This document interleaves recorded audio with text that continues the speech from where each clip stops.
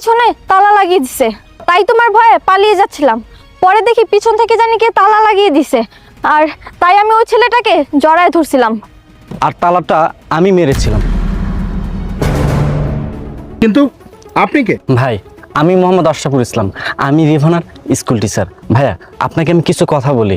আপনি হয়তো সবসময় আপনার ডিউটি নিয়ে ব্যস্ত থাকেন, কিন্তু আপনার বোন কি করতেছে, কাদের সাথে মিশতেছে, ঠিকমতো পড়াশোনা করতেছে কিনা এটা একটু দেখবেন।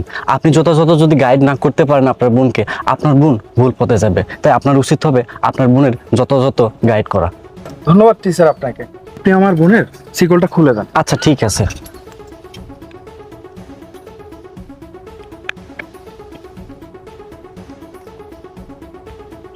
শোনো রিভানা, তোমাকে একটা কথা বলি।